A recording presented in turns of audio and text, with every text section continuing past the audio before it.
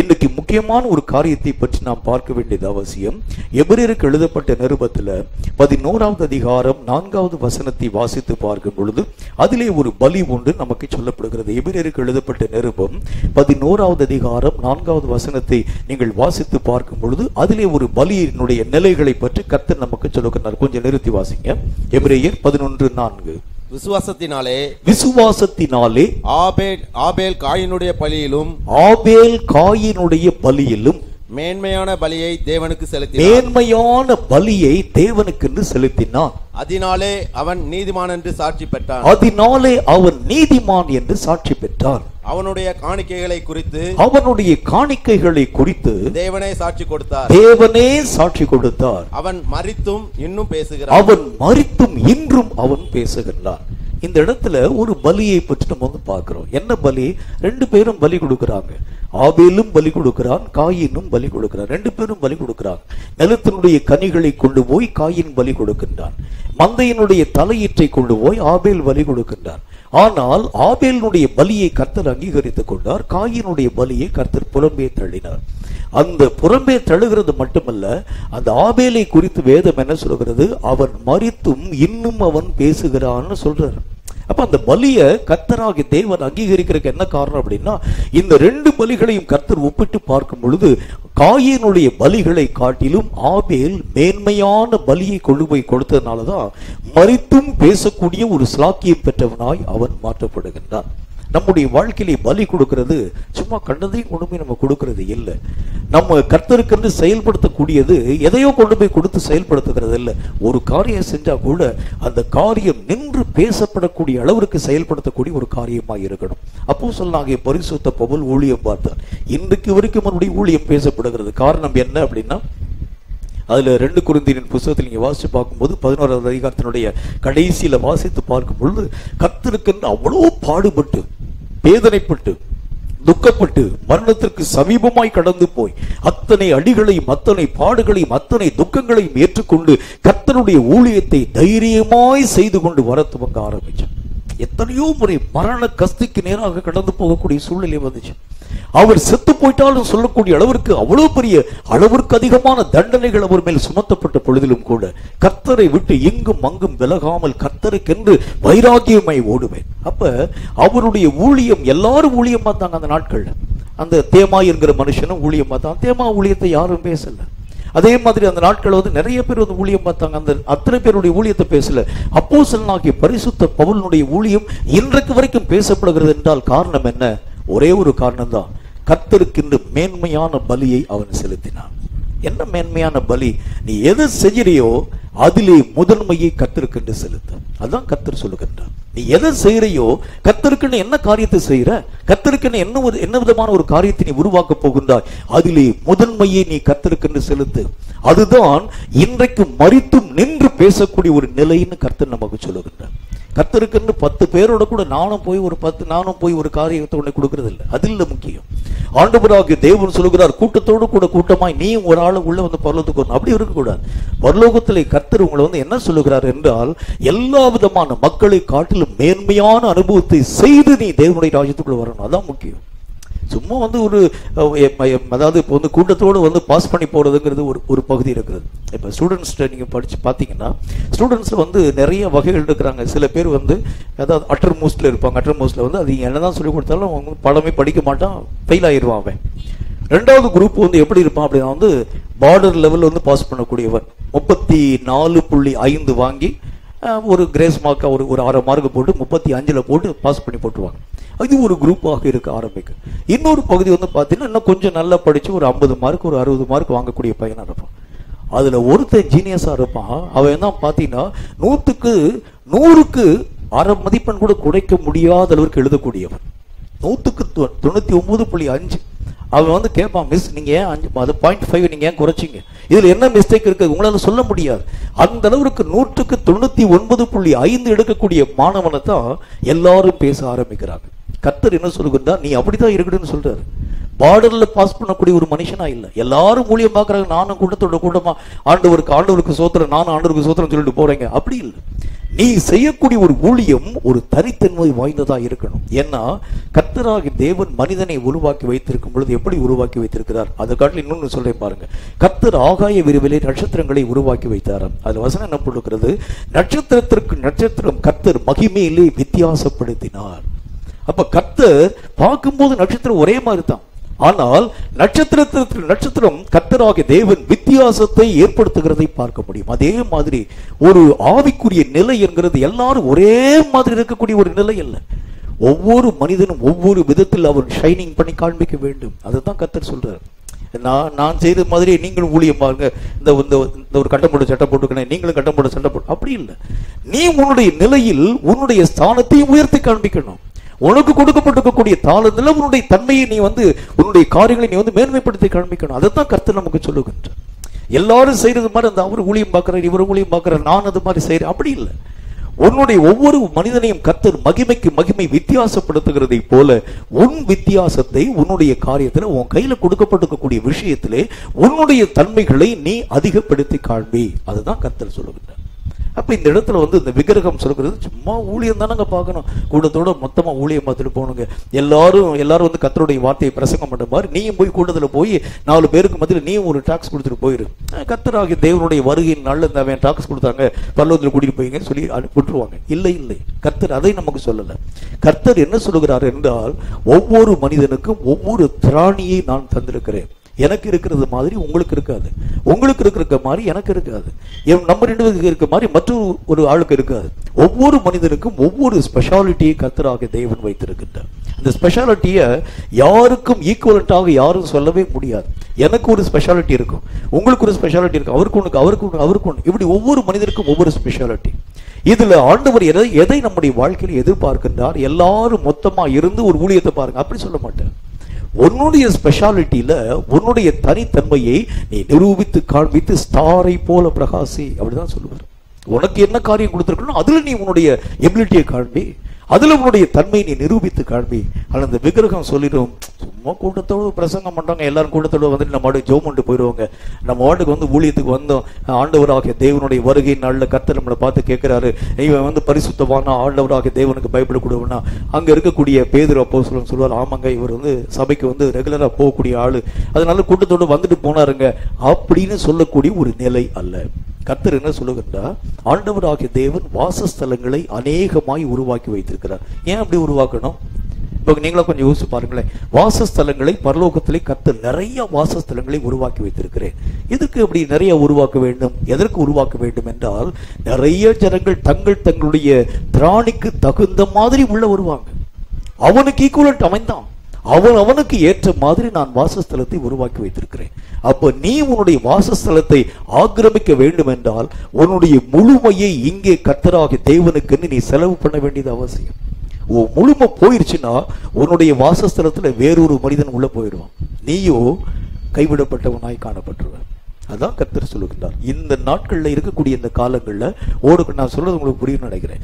நம்ம ஓடக்கூடிய இந்த காலங்கள்ல எனக்கு இருக்கக்கூடிய நிலை என்ன, எனக்கு என்ன திராணியை, என்ன ஒரு தன்மையை கர்த்தர் எனக்கு தந்திருக்கிறார், நான் என்ன செய்யணும், நான் எதை நோக்கி ஓட வேண்டும்.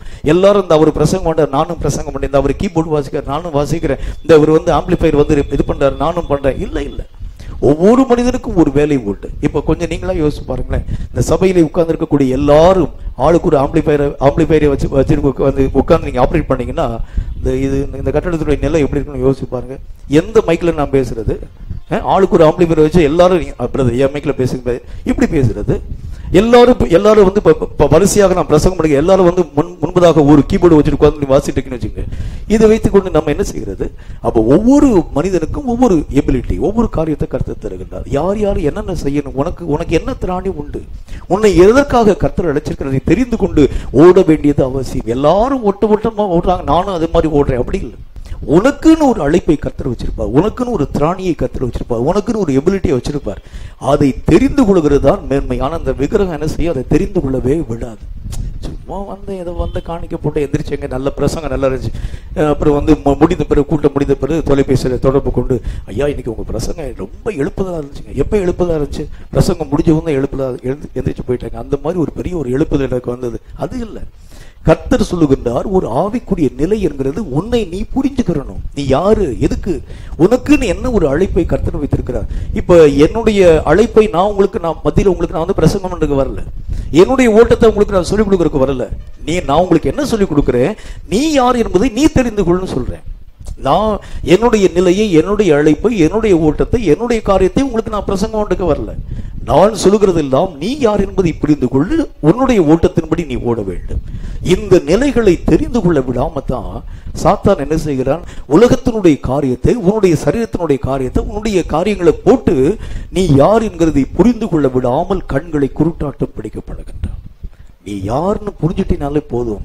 சாத்தானுக்கு முதல் காரியம் எப்ப நடுக்க வரும் தெரியுமா, எப்ப சாத்தானுக்கு பயம் வரும் தெரியுமா? முதல்ல நீங்க புரிஞ்சுக்கோங்க, ஒரு மனிதன் தன்னை உணராது இருக்கக்கூடிய வரைக்கும் பிசாசுகள் பயப்படுகிறது இல்லை மனுஷனுக்கு.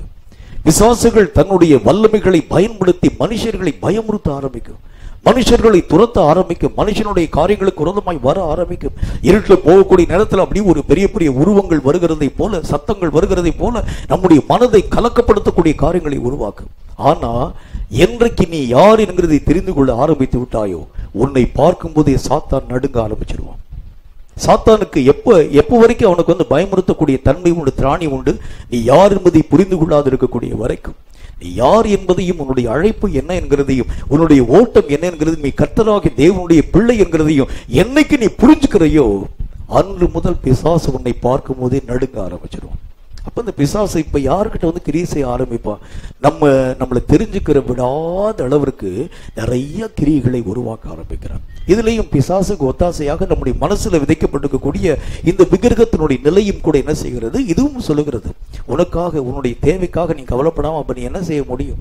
இந்த வயசெல்லாம் விட்டுட்டு கத்தர்னு போயிட்டு இனி வயசான காலத்துல உனக்கு யார் யார் சோறு போடுவார்? இப்ப யாரு சோறு போடுறாரோ அவர் தான் வயசான காலத்துல சோறு போடுவார் இல்லையா? இப்ப யாரு போட்டாரு? இப்ப கர்த்தர் தான் போட்டாரு. வயசான காலத்துல யாரு போட போறா? அவர் தான் போட போறாரு. போட்டா சாப்பிடு, போட்டாட்டி பேசாம போயிருப்பாரு, அது பிடிச்சு போயிருச்சு. இதை விட்டு தேவையில்லாத காரியங்களுக்காய் கவலை கவலை கவலை. கர்த்தர் சொல்லுகின்றார், நீ செலுத்தக்கூடிய பலி கொடுக்கணும். எப்படி பலி கொடுக்கணும்? எல்லாரும் மாதிரியும் பலி கொடுத்துடக்கூடாது. நீ மேன்மையான பலியை, உனக்குரிய காரியங்களை புரிந்து கொண்டு மேன்மையான பலியை நீ கொடுக்கணும். எனக்குரிய காரியத்தை புரிந்து கொண்டு மேன்மையான பலிகளை கொடுக்கிறது எப்படி அப்படின்னா, அதுக்கு நிறைய விளக்கங்கள் உண்டு. ஒரு காரியத்தை முக்கியமா நான் உங்களுக்கு சொல்றேன் பாருங்க.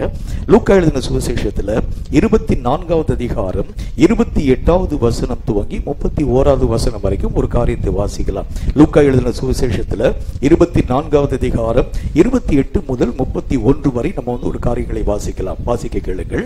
அத்தருணத்தில் தாங்கள் போகிற கிராமத்துக்கு சமீபமானார்கள். தாங்கள் போகக்கூடிய கிராமத்திற்கு அவர்கள் சமீபமானார்கள்.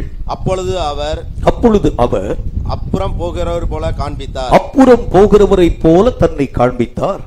அவர்கள் அவரை நோக்கி நீர் எங்களுடனே தங்கியிரும், நீர் எங்களோடு கூட தங்கியிரும். சாயங்காலம் ஆயிற்று, பொழுதும் போயிற்று என்று அவரை வருந்தி கேட்டுக்கொண்டார்கள். அப்பொழுது அவர் அவர்களுடனே கூட தங்கும்படி உள்ளே போனார். அவர்களோடு கூட அவர் பந்தி இருக்கையில் அவர் அப்பத்தை எடுத்து ஆசீர்வதித்து அதை பிட்டு அவர்களுக்கு கொடுத்தார். அப்பொழுது அவருடைய கண்கள் திறக்கப்பட்டு அவரை அவர்கள் அறிந்தார்கள். போதும். இதுல இப்ப என்ன ஒரு விஷயம் இருக்கு அப்படின்னா, வந்து கர்த்தராகிய தேவன் அவர்களோடு கூட பேசிக் கொண்டு வருகிறவரை போல காணப்பட்டார். இப்படி கர்த்தர் வந்து வழியிலே வரக்கூடியவரை போல நிறைய நேரங்கள் நம்முடைய வாழ்க்கையிலும் கடந்து வருகின்றார். இப்ப நீங்க இந்த மீட்டிங் வர்றீங்கன்னா, இந்த மீட்டிங்ல உட்கார்ந்து இருக்கக்கூடிய நேரத்துல பக்கத்துல யார் இருப்பார் நினைக்கிறீங்க? கர்த்தர் உங்க பக்கத்துல இருப்பாரு. அவர் வந்து உட்கார்ந்து ஒவ்வொரு காரியத்தை பற்றிதான விளக்கங்களை நீங்கள் புரிந்து கொள்ளும்படியாக உங்களோடு கூட அவர் பேசிக்கொண்டே இருப்பார். இப்படி வரக்கூடிய கர்த்தராகிய தேவனை அந்த ஜனங்களும் பார்த்தாங்க. எப்படி நம்ம இந்த ஆலயத்திற்குள்ளாக வந்து எப்படி கர்த்தராகிய தேவனை சந்திக்கும்படிக்கு நம்ம வந்தோமோ, அதே மாதிரி அந்த நாட்களிலே அந்த ஜனங்களும் அந்த கிராமத்துக்கு சமீபமாய் போன பொழுது அதே கர்த்தரை அவங்க பார்த்த பொழுது அவர்கள் சொன்னார்கள், ஆண்டவரே, இப்ப பொழுது போயிருச்சு, நீங்க இவ்வளவு தூரம் எங்க கூட வந்தீங்க, பொழுது போயிருச்சு, ஆகவே நீர் எங்களோடு கூட தங்கும் என்று அவர்கள் வருந்தி கேட்டுக்கொண்டார்கள். சாதாரணமா கூப்பிடல, சரி இவ்வளவு தூரம் வந்துட்டீங்க ஆண்டவரே, ஒரு டம்ளர் காஃபி குடிச்சு போங்க அப்படி கூப்பிடல. அவர் இந்த வசனம் என்ன பண்ணுங்க, வருந்தி கேட்டுக்கொண்டார்கள். கேட்டுக்கொண்ட உடனே கர்த்தராகிய தேவன் அவர்கள் வீட்டுக்குள் போய் அப்பத்தை அவர்களுக்கு பிட்டு கொடுத்த பொழுது அவர்கள் கண்கள் திறக்கப்பட்டு அவர்கள் அறிந்து கொண்டார்கள். இதுல 2 காரியம் நடக்குது. ஒன்று, இயேசுவை அவர்கள் அழைக்காமல் போயிருந்தால் என்ன நடந்திருக்கும்? பதில் சொல்லுங்க. இயேசுவை அவர்கள் அழைக்காமல் அவங்க வாட்டுக்கு அவர் 2 பேரும் பேசிட்டே நடந்துட்டு வர்றாங்க. இயேசு கிறிஸ்து அந்த பக்கம் அந்த கிராமத்தை விட்டு போறது மாதிரி போகும்போது, சரி ஆண்டவரே டாட்டா நீங்க போயிட்டு வாங்கன்னு சொல்லிட்டு அவங்க வீட்டுக்கு போகவும் இயேசு கிறிஸ்து தன் வழியாக போயிருந்தால் என்ன நடந்திருக்கும் அப்படின்னா, இவர்கள் கண்கள் திறக்கவே பட்டிருக்காது, கர்த்தரை அவர்கள் அறிஞ்சிருக்கவே மாட்டாங்க. 2வது காரியம், இயேசு கிறிஸ்து அவங்க வாசல் வழியாய் போகக்கூடிய நேரத்துல அவரை வருந்தி கூப்பிடாம ஒரு ஃபார்மாலிட்டிக்காக கூப்பிட்டு என்ன நடந்திருக்கும், கர்த்தரை அவர்களால் அறிந்து கொள்ளவே முடியாது. அப்ப முதல் காரியம் நமக்கு என்ன வேண்டும், கர்த்தராகிய தேவனை சந்திக்கக்கூடிய நேரத்தில் நீங்கள் அவரை அழைக்க வேண்டும். ராத்திரி எங்க வீட்டுல தங்குங்கன்னு கூப்பிடணும். அதுவும் ஃபார்மாலிட்டிக்கு இல்ல, முழு மனதோடு நீங்கள் அவரை அழைத்தால் அவர் உங்கள் கண்களை திறக்க ஆரம்பிப்பார். இதுக்கு பேரு கர்த்தர் என்ன சொல்கின்றார், மேன்மையான பலின்னு சொல்றார். உன் தேவன் வாசல் படியண்டையில் நின்று தட்டும் போது கதவை திறந்து உள்ளே வாரும் என்று வாயளவில் கூப்பிடுறதில்லை, வருந்தி அழையுங்கள் கர்த்தர் சொல்றார். அதான் மேன்மையான பலி. பலியில எந்த பலியில நிறைய பலி உண்டு, சாதாரணமான பலிகள் உண்டு. ஆனால் மேன்மையான பலி என்று கர்த்தர் எதை பற்றி பேசுகிறார் என்றால், கர்த்தராகிய தேவன் உங்களுக்கு அருகிலே வரும் பொழுது, நம்ம இப்ப ஜெபம் பண்றோம், ஜெபம் பண்ணக்கூடிய நேரத்துல யார் பக்கத்துல இருப்பா, கர்த்தர் கூட இருப்பாரு. நீங்க ஒவ்வொரு ஆராதனை செய்யக்கூடிய நேரத்துல நமக்கு பக்கத்துல யார் இருப்பா, கர்த்தர் கூட இருப்பாரு. இறுதி ஜெப வேளையில யாரை நோக்கி நீங்க ஜெபிக்கிறீங்க, கர்த்தர் நோக்கி ஜெபிக்கிறீங்க. ஆண்டவராகிய தேவரை நோக்கி நம்முடைய இந்திய நாட்டுக்காக நம்ம திறப்பில் இருந்து ஜெபிக்கிறோம் என்றால் யார் நோக்கி ஜெபிக்கிறோம், பக்கத்துல யார் நிற்கிறார், கர்த்தர் நிற்கிறார். இப்படி கர்த்தர் நிற்கக்கூடிய கர்த்தர்ட்ட சில விண்ணப்பங்களை சொல்லிவிட்டு அவர் வழியிலே அனுப்பி விடாதிருங்கள் கர்த்தர் சொல்றாரு. முதல் காரியம், மேன்மையான பலினா என்ன, ஆண்டவரே நீங்க இங்க வந்தீங்க, உங்களை கூப்பிட்டேன், வந்துட்டீங்க, உங்கள்கிட்ட சொல்ல வேண்டிய விண்ணப்பங்கள் இருந்தது, அந்த விண்ணப்பங்களை சொல்லி முடிச்சுட்டேன், நீங்க போயிட்டு வாங்க ஆண்டவரே, அப்படி அனுப்பிடாதீங்க. அவரை உள்ளே வாரும் என்று அழையுங்கள். உள்ளே வரக்கூடிய அவர் உங்க கிராமத்துக்குள்ள உள்ள வந்துருவாரு.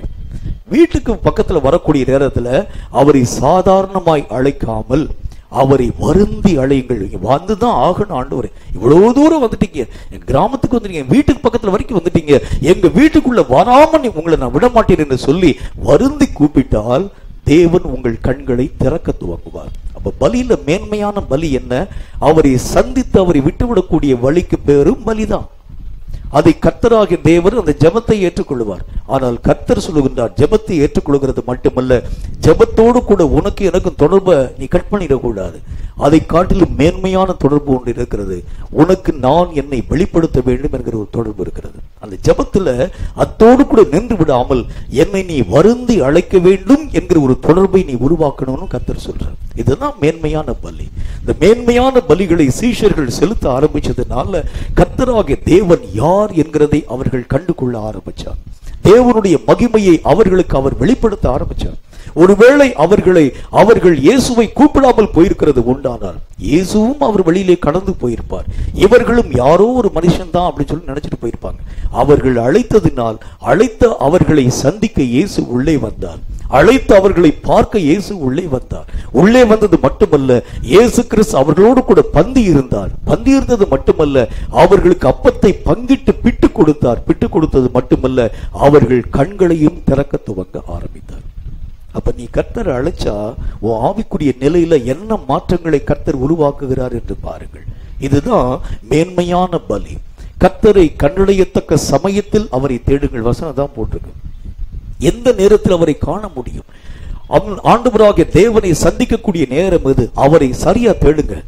அவரை சரியா தேடுகிறோடு கூட நிக்க கூடாது. அடுத்தது அந்த பகுதியில் அந்த வசனத்துல இன்னொரு வாக்கியம் சொல்கிறது, அவர் சமீபமாய் இருக்கும் பொழுது அவரை நோக்கி கூப்பிடுங்கள்னு சொல்றாங்க. உள்ள கூப்பிடு. அவர் உள்ள வந்தாதான் உன் கண்களை அவர் தெளிவாய் மாற்றுகின்றார். அப்படின்னா நம்முடைய வாழ்க்கையிலே இருள் நிறைந்த கண்கள் உள்ள ஒரு மக்களாகத்தான் இருக்கிறோம். இப்ப நான் உங்களுக்கு இயேசுவை பற்றி சொல்லுகின்றேன். நான் சொல்லக்கூடிய இயேசுவைத்தான் உங்களுக்கு தெரியுமே தவிர நீங்கள் அறிந்த இயேசு உங்களுக்கு தெரியாது. நான் இப்போ உங்களுக்கு சொல்லிட்டு இருக்கேன், இயேசுவை பத்தி சொல்றேன். இயேசுனா யாருன்னு சொல்றேன். இயேசு எப்படி இருப்பார் அப்படின்னு சொல்லும் போது, நீண்ட வெள்ளையான தாடியோடு கூட, நல்ல வெள்ளையான அதை ஒரு பெரிய ஒரு அங்கியோடு கூட ஆண்டவராக தேவன் நல்லாக உயரமான ஒரு மனிதனாக இயேசு மகிமையிலே நிறைந்தவராக உங்களுக்கு மத்தியிலே கடந்து வருவார். உங்க மென்டல் பிக்சர்ல நீங்க வந்து கற்பனை பண்ணுவீங்க. ஆனால் நான் கர்த்தர் உங்களிடத்தில் எதை எதிர்பார்க்கின்றார்? மென்டல் பிக்சர்ல கற்பனை பண்ணக்கூடிய காரியம் அல்ல. தேவனை நீயே அறிய வேண்டும் என்று கர்த்தர் விரும்புகின்றார். நீ பார்க்கணும், நீ உணரணும்னு விரும்புகின்றார். நீ அழிச்சுன்னா உள்ள வந்துடுவார் கர்த்தர்.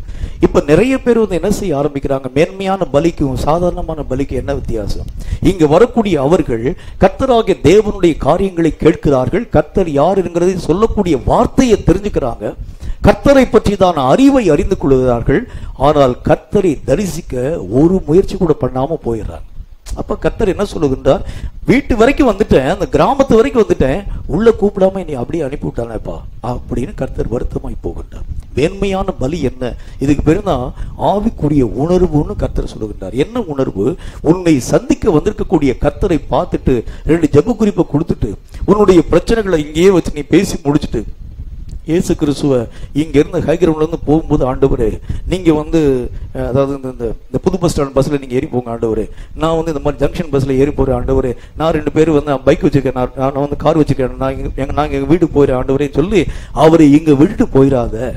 கர்த்தர் சொல்லுகிறார், உன்னை சந்திக்க வந்த கர்த்தரை நீ உன்னோடு கூட அழைத்து கொண்டு போன்னு சொல்றாரு. அதுதான் மேன்மையான பலி. அவரை தெரிந்து கொண்டு நீ அவரை அழைக்கிறது உண்டானால் உன் கண்களை திறந்து அவருடைய மகிமையை புரிந்து கொள்ளக்கூடிய காரியத்தை கர்த்தர் உனக்கு உணர்த்து வைக்கிறேன்னு சொல்றார். ஆவிக்குரிய நிலையில வளர்ச்சினா எதை கர்த்தர் நமக்கு சொல்லுகின்றார்? ஆவிக்குரிய நிலையில வளர்ச்சினா என்ன அர்த்தம்? ஒரு மனுஷனுடைய வாழ்க்கை ஒரு உணர்வு நிறைந்த ஒரு வாழ்க்கையாய் மாற்றப்பட வேண்டும். என்ன உணர்வு? சும்மா பேசி சொல்லக்கூடிய வார்த்தையை கேட்டுக்கிட்டே இருக்கக்கூடிய ஒரு நிலை இல்லை. சும்மா அந்த பிரசங்கம் போறேன், இந்த பிரசங்கம் போறேன், அங்க போறேன், இங்க போறேன், இது நல்லா இருக்குங்க, அது நல்லா, அது இல்லை. ஒரு ஆவிக்குரிய வாழ்க்கையினுடைய நிலை என்றால் என்ன? ஒரே ஒரு விஷயத்தை புரிஞ்சுக்கோங்க. எதை கேட்டாயோ அதை உன் வாழ்க்கையில பெறணும். நீ உன் வாழ்க்கையில அறிகிறாயோ அதை நீ உன் வாழ்க்கையில அடையணும். அதுதான் ஒரு ஆவிக்குரிய மனுஷனுடைய ஆரோக்கியமான ஒரு வாழ்க்கை. ஆரோக்கியமான வாழ்க்கைனா என்ன அர்த்தம்? நிறைய பிரசங்கங்களை கேட்கறது முக்கியம் இல்லை. அந்த அவங்க நல்லா பிரசங்கம் பண்ணாங்க, இவங்க நல்லா பிரசங்கம் பண்ணாங்க, இந்த சர்ச்சில் நல்லா இருக்குங்க, அது இல்லை முக்கியம். நீ எந்த சர்ச்சுக்கு போனாலும் பிரச்சனை இல்லை, எந்த சபையில போனாலும் சொல்லப்படக்கூடிய வார்த்தையில இருக்கக்கூடிய சாரத்தை நீ உன் வாழ்க்கையில பெற்றுக்கொள். அதுதான் முக்கியம். பெறாம நீ வருகிறதுனால இந்த பிரசங்கம் முக்கியமா, அந்த பிரசங்கம் முக்கியமா அப்படின்னா அந்த பிரசங்கத்தை கேட்பாய். அந்த பிரசங்கம் உனக்கும் நீ அந்த பிரசங்கத்திற்கும் அந்நியர்களா இருப்பீர்களே தவிர அது உங்கள் வாழ்க்கையிலே ஒரு மாற்றத்தையும் தராது. அந்த விக்கிரகம் செய்யக்கூடிய 2வது காரியம் என்ன அப்படின்னா, பிரசங்கத்தை உங்க வாழ்க்கையில அபியாசப்படுத்த விடாமல் நீங்களும் அந்த பிரசங்கமும் அந்நியர்களாய் கடந்து போக ஆரம்பிச்சிருவீங்க. என்ன இது வரைக்கும் வந்து அந்த பிரசங்கியார் வந்து அவரு தன்னுடைய டைரியில் எழுதி வச்சிருந்தாரு, இப்ப நீங்க உங்க டைரியில் எழுதிட்டு போவீங்க, அவ்வளவுதான், வேற ஒண்ணும் இல்லை. இதுக்கு பேசாம இவ்வளவு தூரம் வந்து கஷ்டப்பட்டு பிரசங்கம் பண்ணக்கூடிய பிரசங்கியார் வந்து கத்த வேண்டிய அவசியம் இல்லை. பேசாம ஒரு ஜெராக்ஸ் எடுத்து கையில் கொடுத்துட்டு வச்சுக்கோங்களேன், சொல்லுங்க. பேசாம ஒரு ஜெராக்ஸ் எடுத்து ஆளுக்கு கையில இன்னைக்கு நான் பண்ண போற பிரசங்கம் இதானுங்க, இந்தாங்க வச்சுக்கோங்க சொல்லி கொடுத்துட்டு போயிட்டு வாங்க, என்னாத்துமாவே கத்தரை சூத்திரம் அனுப்பி விட்டாருன்னா முடிஞ்சிச்சு, அவ்வளவுதான். இப்ப நான் என்ன செய்கின்றேன்? நான் பிரசங்கம் பண்றேன், அதை கேட்டு நீங்க எழுதுறீங்க. இதை நான் முதல்ல எழுதிட்டு வந்திருக்கிறேன், நான் எழுதிட்டு வந்தது நீங்க எழுதுறீங்க. ஆனால் கர்த்தர் சொல்லுகின்றார், நீ இவன் எழுதிட்டு வந்தது நீ எழுதுறது இல்லை முக்கியம், நீ எழுதுறது அவன் பார்த்து எழுதுறது அது முக்கியம் இல்ல, எழுதப்பட்டவைகளை நீ வாழ்க்கையிலே கொண்டு வரதான் என் முக்கியம். அது இல்லாம அதை வச்சு நீ என்ன செய்ய போற? அதுக்கு பேசாம நீ வந்து என்ன சொல்ல வேண்டும்? ஐயா நான் வந்து எனக்கு வந்து ஆராதனைக்கெல்லாம் வர முடியாதுங்க, சரியா 1 மணிக்கு அந்த பக்கம் வர்றேன், வரும்போது நீங்க உங்க பிரசங்கத்தினுடைய காப்பியில ஒரு இத்தனை ஜெராக்ஸ் எடுத்து வச்சுட்டீங்கன்னா நான் போற வழியில் அப்படி வாங்கிட்டு போயிடுவேன். 2 ஒண்ணுதான். உட்கார்ந்து கேட்டு நீ எழுதுறது ஒண்ணுதான், ஜெராக்ஸ் கையில வாங்கிட்டு போறது ஒண்ணுதான். both are the same. ஆனால் கர்த்தர் விரும்பக்கூடிய ஒரு ஆரோக்கிய நிலை என்றால் என்ன? ஒரு ஆரோக்கியமான ஆவிக்குரிய நிலை என்றால் என்ன? எதை நீ கேட்கிறாயோ அதை உன் வாழ்க்கையிலே பழக்கத்திற்குள் கொண்டு வர வேண்டும். கர்த்தர் சொல்லுகின்றார், கர்த்தரை நீ அழைக்கக்கூடிய பழக்கம் உனக்கு இருக்கணும். கர்த்தர் அப்படி மீட் பண்ணிட்டு ஹாய் ஹாய்ன்னு சொல்லிட்டு போறது இல்லை. ஆண்டவரை வந்துட்டீங்களா ஸ்தோத்திரம் ஆண்டவரை சொல்லிட்டு போறது இல்லை. ஆண்டவரை என்னுடைய ஜெபத்தை கேட்கறதுக்கு வந்துட்டீங்க ஆண்டவன் சொல்லி அப்படி உட்கார்ந்து சில பேர் அப்படி அழுவாங்க, கட்டி பிடிச்சி அழுவாங்க. சில அதாவது சொந்த பந்தவங்களை பார்த்த உடனே ரொம்ப நாள் கழிச்சு பார்க்கக்கூடிய ஆட்களை பார்த்தாங்கன்னா அப்படி கழுத்து சேர்ந்து கட்டி பிடிச்சி அப்படி ஓல அழுகிறத பார்க்க முடியாது. அது மாதிரி ஆண்டவரை பார்த்து அப்படி கட்டி பிடிச்சி அழுது போயிடுவாங்க. நீ போயிட்டு வாங்க ஆண்டவரே, எனக்கு ரொம்ப பசிக்கு, நாங்கள் வீட்டுக்கு போறேன் ஆண்டவரே அப்படி இங்கே விட்டு. அது இல்லை, கர்த்தரை உன் வீட்டுக்கு நீ வருந்தி கூப்பிட வேண்டும். அதுதான் ஆவிக்குரிய உணர்வு, ஸ்பிரிச்சுவல் சென்ஸ். அதுதான் மேன்மையான பலின்னு கர்த்தர் நமக்கு சொல்லுகின்றார். எது மேன்மையான பலி? மேன்மையானதை நீ உன்னோடு கூட வைத்துக் கொள்கிறதா மேன்மையான பலி. எது மேன்மை? இந்த உலகத்திலேயும் சரி மறு உலகத்திலேயும் சரி எல்லாவற்றிலும் மேன்மை கர்த்தர் ஒருவர் தான் மேன்மை. அவரை உன்னோடு கூட வைத்துக் கொள்கிறது தான் மேன்மையான பலி என்று கர்த்தர் நமக்கு சொல்லுகின்றார். மற்றபடி இந்த உலகத்திலே எதை நீ பெற்றுக்கொள்ள ஆரம்பித்தாலும் அவைகள் எல்லாம் இந்த உலகத்தோடு கூட உன்னை விட்டு போயிடும். அது ஒன்றும் உன்னுடைய வாழ்க்கையிலே மறு உலகத்திலே வருகிறது இல்லை. நம்ம போட்டுக்கக்கூடிய ட்ரெஸ்ஸோ, வாங்கியிருக்கக்கூடிய வெஹிக்கிளோ, நம்ம வாங்கியிருக்கக்கூடிய வீடோ எதுவும் உன்னுடைய வாழ்க்கையிலே மறு உலகத்திலே வராது.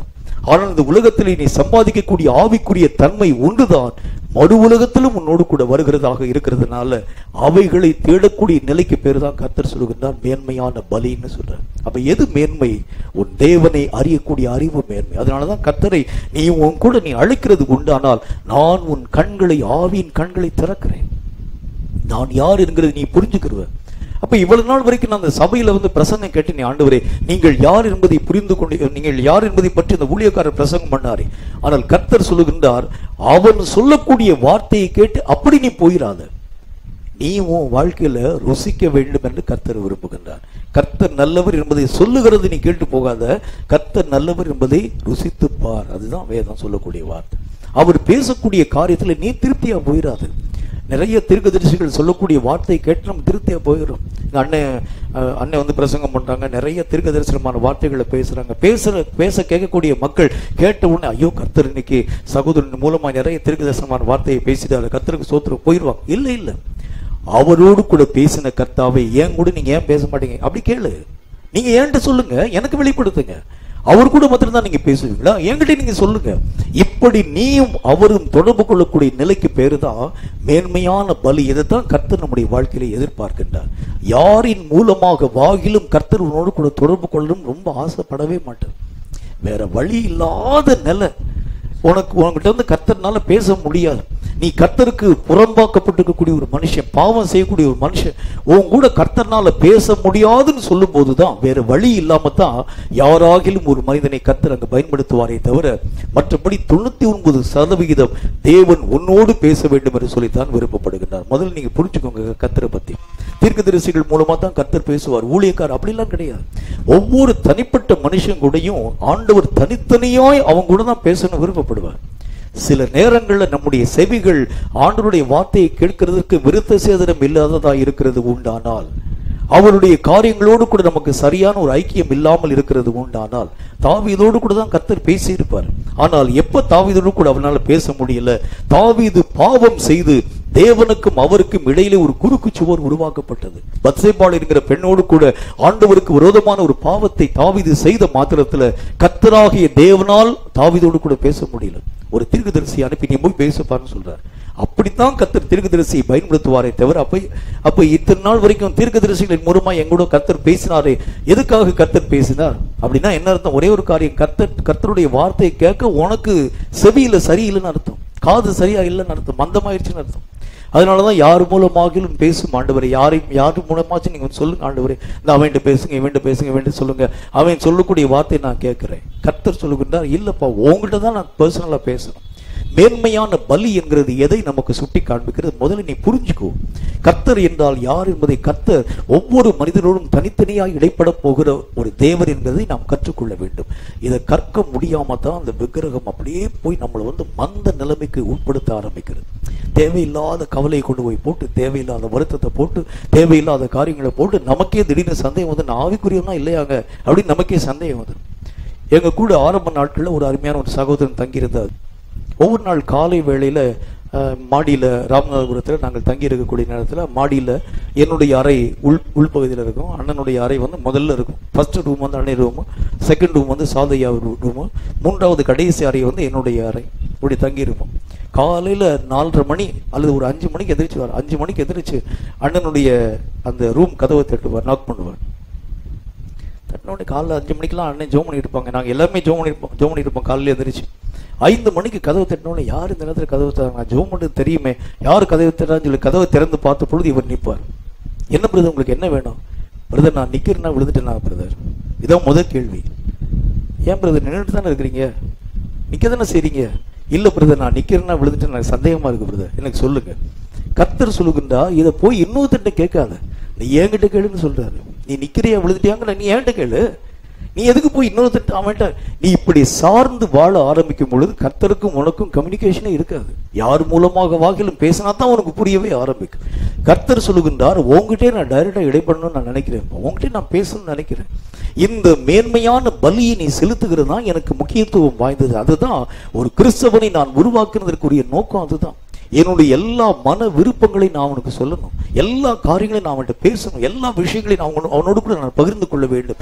இதுதான் கர்த்தராகிய தேவனுடைய விருப்பமே தவிர, நிறைய பேர் சொல்றது மாதிரி கர்த்தர் எரிச்சல் ஒரு தேவன், யாராச்சும் போன அடிச்சு வர கொண்டு வர அப்படிலாம் கிடையாது. தன்னுடைய ஒவ்வொரு விஷயத்தையும் கர்த்தர் தம்முடைய பிள்ளைகளோடு கூட பேச வேண்டும் என்று ஆசைப்படக்கூடிய ஒரு தேவன். இப்ப மேன்மையான பலினா என்ன அர்த்தம்? ஒரே ஒரு வார்த்தையில் சொல்ல வேண்டும் என்றால், தேவனை உங்களோடு நீங்கள் எல்லா நாளிலும் வைத்துக் கொள்ளுங்கள். அதுதான் மேன்மையான பலி. கர்த்தருக்கு உகந்த பலினா என்ன? கர்த்தராகிய தேவனை எங்கேயும் போக விட்டாங்க, உங்க கூடயே வச்சுக்கோங்க, உங்க பக்கத்திலேயே இருக்கட்டும், எப்பவுமே 24 மணி நேரம் அவர் உங்க கூட இருக்கட்டும். அதனாலதான் ஆரம்ப நாட்களிலே காணப்பட்ட எல்லா ஜனங்களும் என்ன செஞ்சாங்க அப்படின்னா, கர்த்தரை தன்னோடு கூட வைத்துக் கொள்ளக்கூடிய விஷயத்தை ரொம்ப முக்கியத்துவம் கொடுத்த ஆரம்பிச்சாங்க. பவுல் சொல்லுகின்றான், என்னுடைய வாழ்க்கையிலே எதை இழந்தாலும், என்னுடைய வாழ்க்கையிலே மரணமே நேரிடக்கூடியதாய் காணப்பட ஆரம்பித்தாலும், என் தேவனை விட்டு நான் விலக மாட்டேன். அவருடைய அன்பை விட்டு என்னை பிரிக்கிறவன் யார் கேட்கிறார் அவரு. அவர் சொல்றாரு, நான் மரணத்துக்கு ஏதுவான அந்த மரணத்தினுடைய தன்மைகளை அறியும்படியாக எல்லாவற்றையும் தூக்கி எறிஞ்சிட்டேன். எனக்கு எதையெல்லாம் தடையா இருக்கிற எல்லாத்தையும் தூக்கி எறிஞ்சிட்டேன். ஏன்னா எனக்கு இயேசு ஒருத்தர் போதும். அவரோடு கூட இருக்கக்கூடிய அந்த கம்யூனிகேஷன் அது எனக்கு போதும். அவரோடு இருக்கக்கூடிய அந்த ஐக்கியம் எனக்கு போதும். அவர் ஒருவர் என்னோடு கூட இருந்தால் அது ஒன்று எனக்கு போதும். இதை அவர் தன் வாழ்க்கையிலே உணர ஆரம்பிச்சதுனாலதான் இருக்கக்கூடிய பொக்கிஷத்தை, இருக்கக்கூடிய ஆஸ்தியை, அந்தஸ்தை, சொந்தத்தை, பந்தத்தை, இனத்தை, எல்லா காரியங்களையும் தூக்கி எறிந்து விட்டு இயேசுவை சார்ந்து ஓடி வருகிறதை பார்க்க முடியும். மரணமே நேரிடுகிறதாய் காணப்பட ஆரம்பிச்சார். என்ன சொல்றாரு பாருங்க, மரணம் வந்தாலும், ஜீவன் வந்தாலும், அழிவு வந்தாலும், நாசம் மோசம் வந்தாலும், எத்தனை நிர்வாணங்கள் வந்தாலும், பஞ்சம் வந்தாலும், பசி வந்தாலும், பட்டயம் வந்தாலும், கிறிஸ்துவின் அன்பை விட்டு என்னை பிரிக்கிறவன் யார்? எப்படி கேட்கிறாரு? அப்படி என்ன? அப்ப அவருக்கும் கிறிஸ்துக்கு இருக்கக்கூடிய அந்த அன்பு எப்படி இருக்குன்னு யோசிச்சு பாருங்களேன். எதற்காக வாகிலும் கர்த்தரை நான் இழக்க மாட்டேன்னு சொல்லக்கூடிய ஒரு வைராக்கியம் தானே, அதைத்தான் கர்த்தர் சொல்லுகின்றார். அதுதான் மேன்மையான பலிப்பா எனக்கு. சும்மா நீங்க உட்கார்ந்து பிரசங்க கேட்கிற எனக்கு மேன்மையான பலி அல்ல. இன்னைக்கு என்ன, இத்தனை பேர் உட்கார்ந்து இருக்கிறாங்களா, உடனே கர்த்தராகிய தேவன் திருப்தி அடைஞ்சிச்சா? இன்னைக்கு இந்த பிரசங்கத்தை கேட்கறதுக்கு எவ்வளவு பேர் உட்கார்ந்து இருக்கிறாங்கப்பா, நீங்க உட்கார்ந்ததே எனக்கு பெரிய பலியா இருக்கிறது அப்படின்னா கர்த்தர் சொல்ல மாட்டேன். ஒருத்தன் உட்கார்ந்து அந்த ஒருவன் ஆண்டவராகிய தேவனை தன் வாழ்க்கையிலே அன்பினால் ஒன்றாய் இணைத்து கட்டப்பட்டு கர்த்தருக்காக எதையும் இழப்பேன் என்று சொன்னால் அவனுடைய ஒவ்வொரு விஷயத்தையும் கர்த்தர் பலியா ஏற்றுக்கொள்கிறார். அதுவும் சாதாரண பலியா இல்ல, மேன்மையான பலியா ஏற்றுக்கொள்கிறேன்னு சொல்றார். ரெண்டு பேரும் பலி கொடுக்குறாங்க, காயினும் ஆபேலும். கர்த்தர் ஆபேலின் பலியை மேன்மையா ஏற்றுக்கொண்டார். அவனை ஆண்டவராகிய தேவன் உயர்த்தி வைத்து பேசுகிறார். ஆபேல் செஞ்சது ஒரு சின்ன ஒரே ஒரு விஷயம் தான், மந்தையினுடைய தலையீட்டுல ஒரே ஒரு ஆட்டை கொண்டு போய் கொடுத்தார், அவ்வளவுதான். ஆனால் அந்த காரியத்தை யார் பேசுறார் பாருங்க. எபிரேயருக்கு எழுதப்பட்ட நிருபத்துல அப்போஸ்தலன் பேசுகின்றார், ஆபேலினுடைய பலியை கர்த்தராகிய தேவன் மேன்மையான பலியாக ஏற்றுக்கொண்டார். அவன் மரித்தும் இன்றும் பேசுகிறான்னு சொல்லக்கூடிய அளவிற்கு அந்த மாதிரி கர்த்தருக்கு எதை செஞ்சாலும் ஒரு முக்கியமான ஒரு காரியமாக, ஒரு அசைவை உருவாக்கக்கூடிய ஒரு காரியமாக செய்யணும். அதுதான் கர்த்தர் விரும்பக்கூடிய ஒரு காரியம். எல்லாரும் ஒரே மாதிரியாக ஓடக்கூடிய ஒரு ஓட்டம் அல்ல. நான் கர்த்தருக்கு எதையாச்சும் ஒரு புதிய ஒரு பரிமாணத்தில் நான் நிறைவாக்க வேண்டும், உருவாக்க வேண்டும். அப்படிதான் இருக்க வேண்டும். அந்த நாட்களில் செஞ்சது மாதிரி நான் இன்னைக்கும் போய் நான் ஊழியத்தை பார்க்க போறேன், அந்த நாட்களில் செஞ்சது மாதிரி இன்னைக்கு நான் போய் நடந்து போய் நான் ஊழியத்தை இல்லை. இன்னைக்கு இருக்கக்கூடிய லெவல்ல உன்னுடைய வாழ்க்கையில எதையெல்லாம் கர்த்தருக்கு எப்படிலாம் செய்யணும்.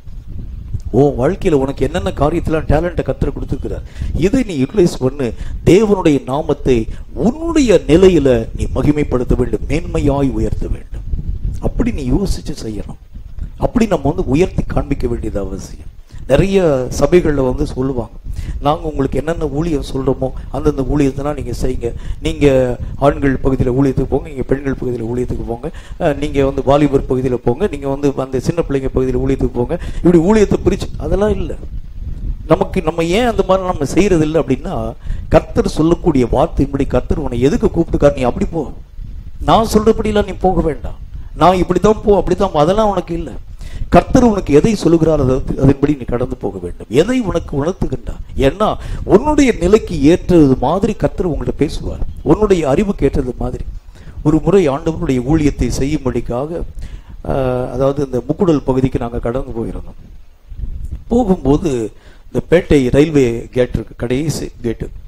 அதில் இந்த பேட்டையில் அப்படி போய் அப்படி டர்ன் பண்ணி அந்த ரயில்வே கேட்டை அப்படி தாண்டி போகும்.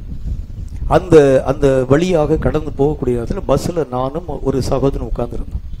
உட்கார்ந்துருக்கக்கூடிய நேரத்திலேயே என்கிட்ட இருந்து நல்ல ஆவிக்குரிய நிலைகளை பற்றி பேசிக்கொண்டே வந்தேன். நிறைய காரியங்களை பற்றி, ஆவிக்குரிய சத்தியங்களை பற்றி, ரகசியங்களை பற்றி எனக்கு அதை சொல்லித்தாங்க இதை சொல்லித்தாங்க, நிறைய காரியங்களை பேசிட்டு வந்தார். இந்த பேட்டை ரயில்வே கேட்டை தாண்டின உடனே அவருடைய பேச்சினுடைய சென்ஸ் அப்படி மாறிடுச்சு. அவர் சொன்னாரு, இங்க இருக்கக்கூடிய நரிக்குறவு இனங்களை பார்த்த உடனே எனக்கு என்னன்னு தெரியல பிரதர், அப்படியே நிறையாமல் கண்ணீர் தாரை தாரையாய் ஊற்றி கொண்டிருக்கிறது.